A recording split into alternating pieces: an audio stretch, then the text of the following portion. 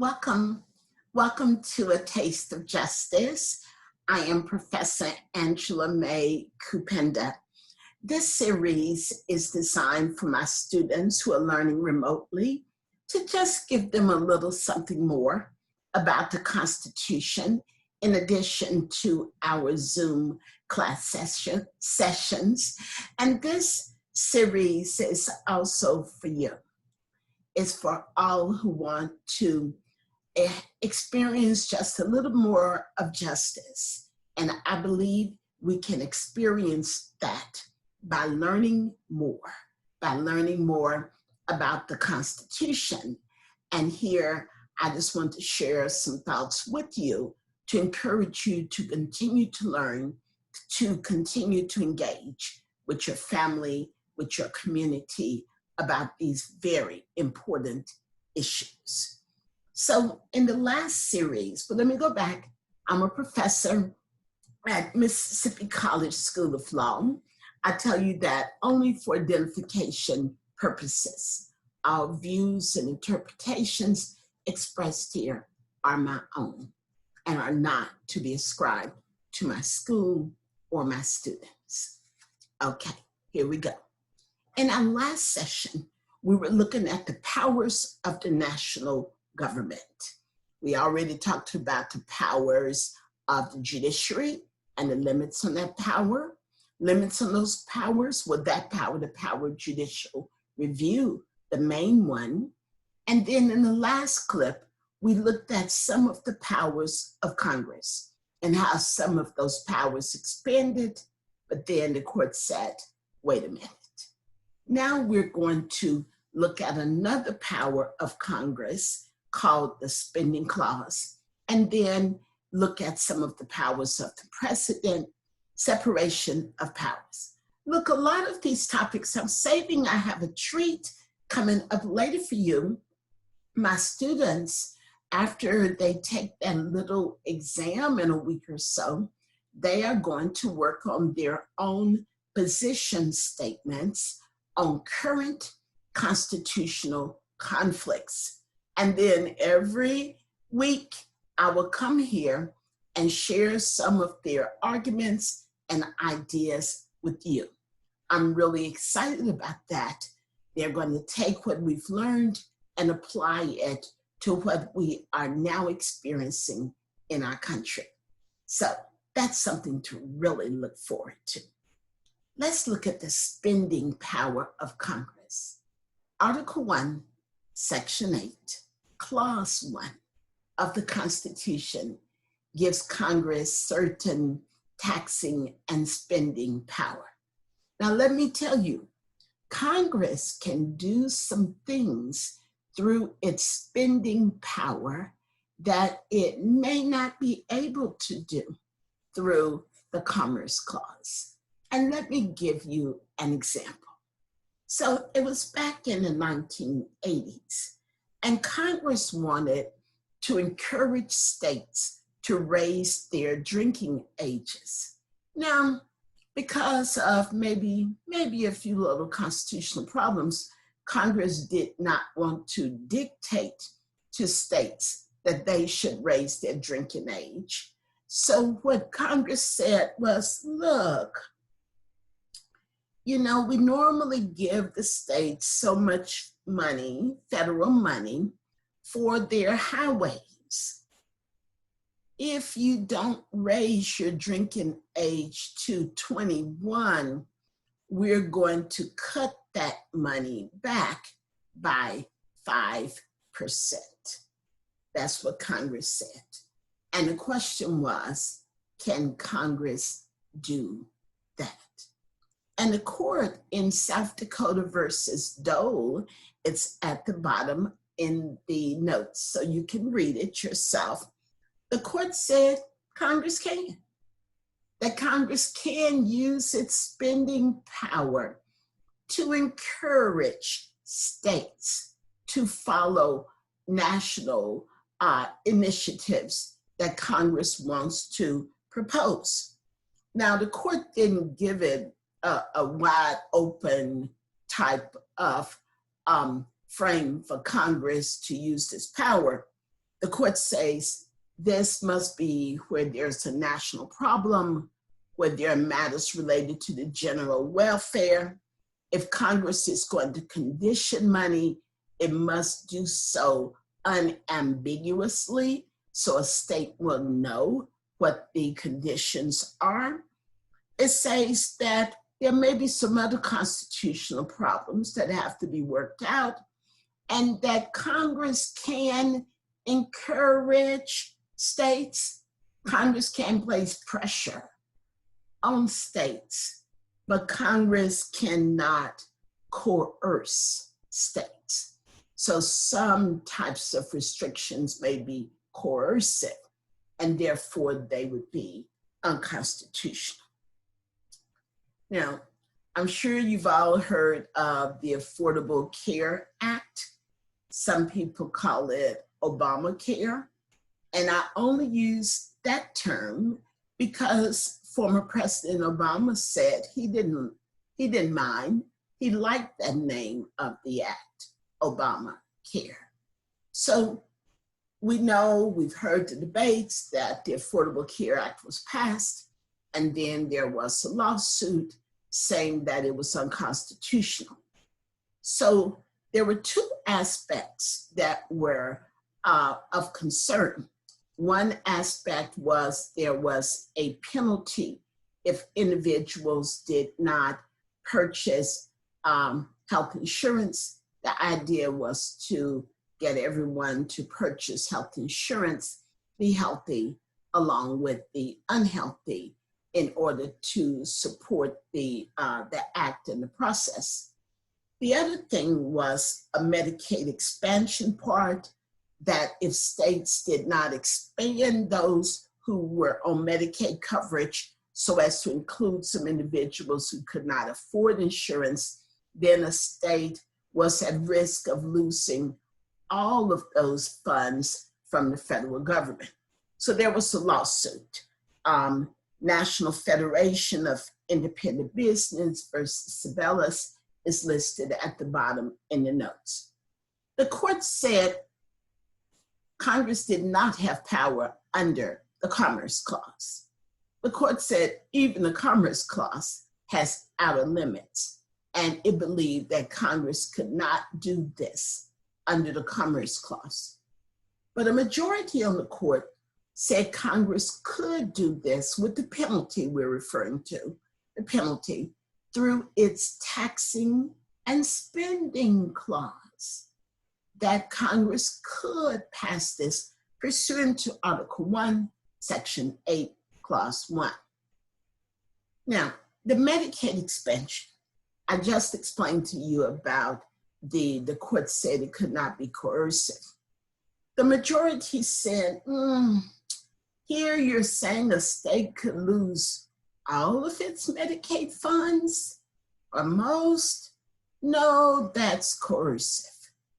So it was left up to states whether or not they would expand Medicaid.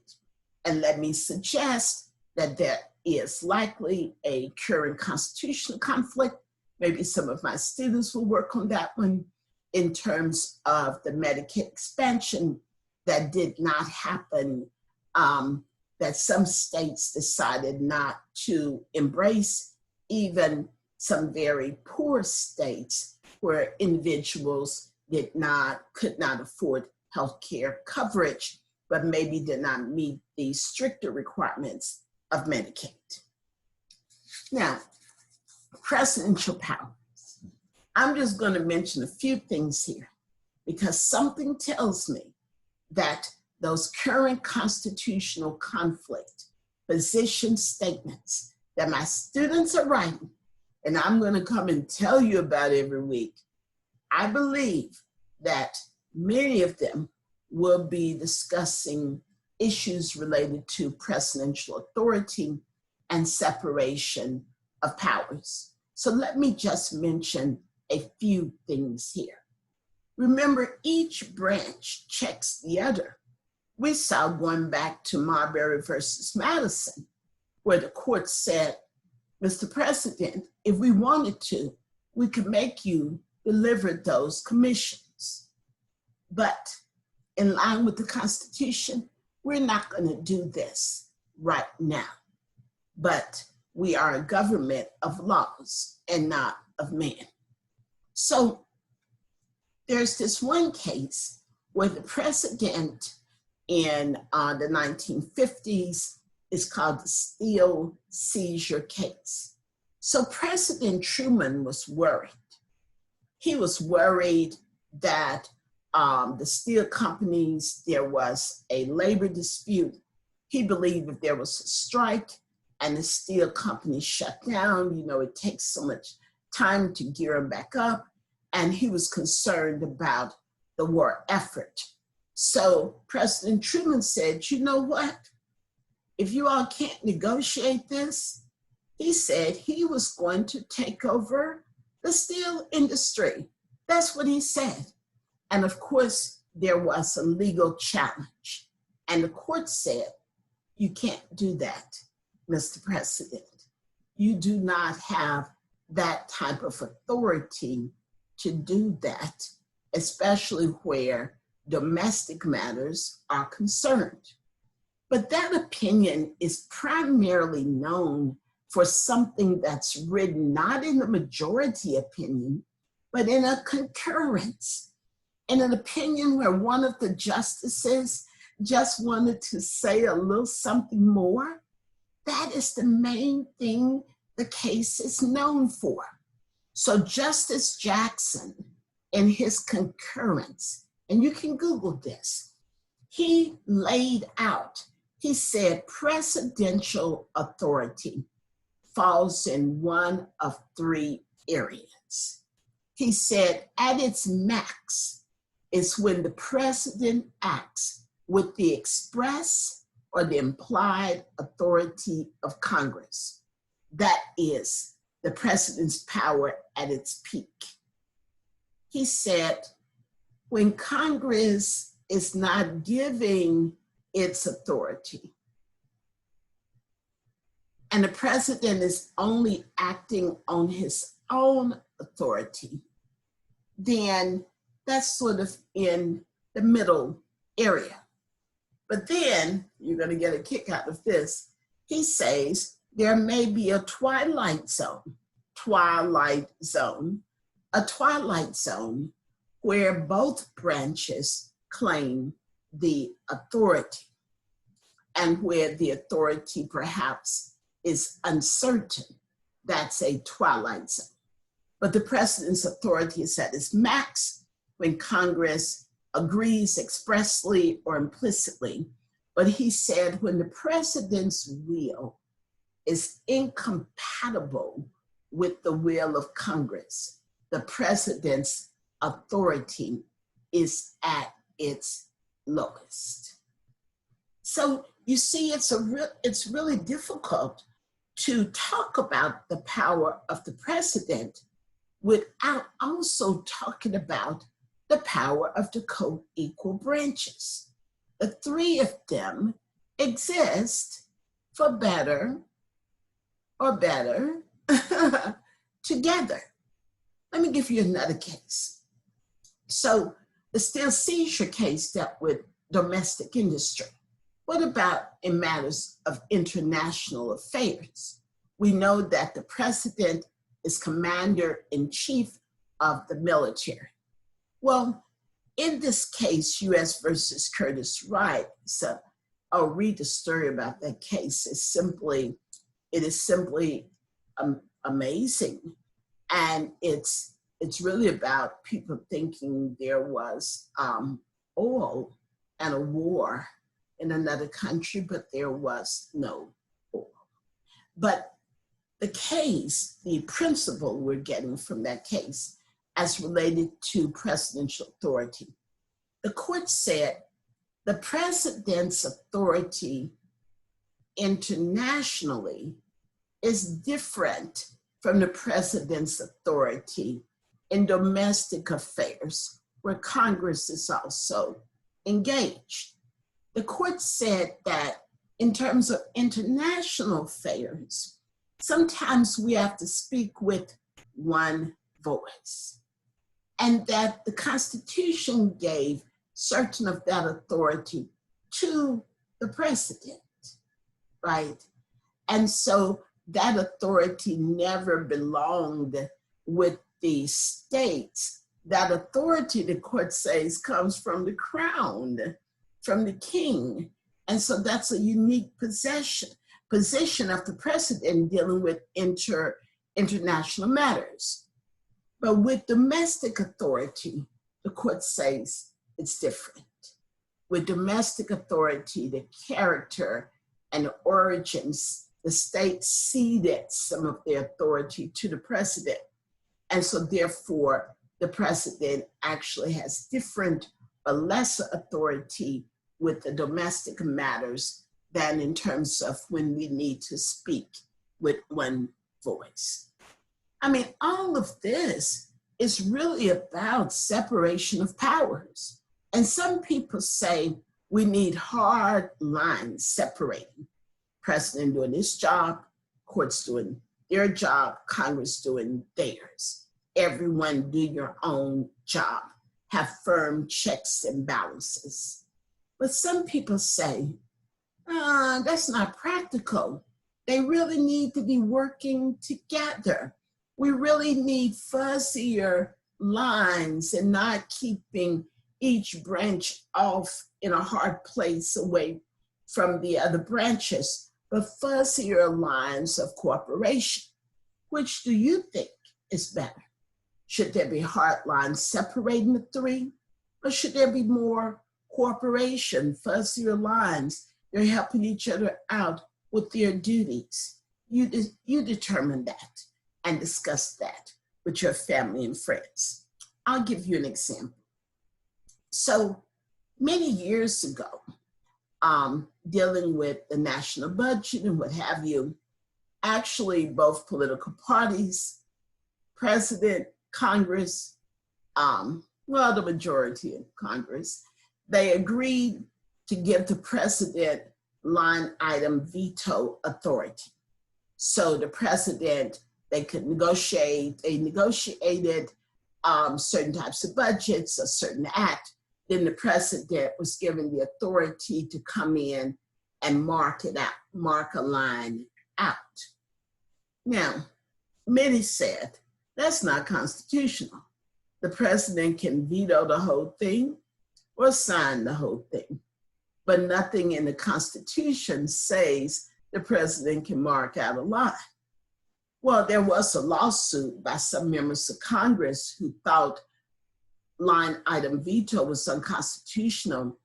I didn't note that case at the bottom, but it's called Raines, R-A-I-N-E-S versus Byrd. And the court said, you all don't have standing. Remember those concepts? You don't have standing. Where's the injury? The new president may not even use it. So Congress had said it wouldn't come into effect until the next president can. So therefore, Democrats and Republicans arguably had the same chance to use the line item veto. So President Clinton came into office and he used the act and marked out a line that would have benefited New York. And then the state of New York brought suit. And in Clinton versus New York, the court said, okay, we were waiting on a case, waiting on someone with standing. Now we got a state that's injured. And the court said, you know what? That's unconstitutional. We don't care if all of Congress agrees and the executives agree. Our Constitution is a finely wrote, defined instrument. And it's an instrument of checks and balances. And nowhere in the Constitution does it say a president can veto a line. So the court said that that law was unconstitutional because it went against the division of authority among the co-equal branches. Look, I'm not going to tell you too much about presidential power right now because I believe my students are going to do they're going to do their positional statements on constitutional conflicts. And something tells me we will have quite a few issues and quite a few statements dealing with presidential authority. But I will mention, there are some questions. So, is the president immune from a suit for damages? Well, for conduct that occurred before the president becomes president, probably not. For conduct that occurs while the president is in office, probably so.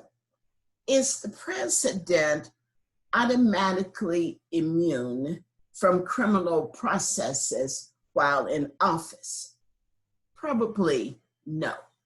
And the case is Trump versus Vance, and it's mentioned in the bottom two where you can go and read it.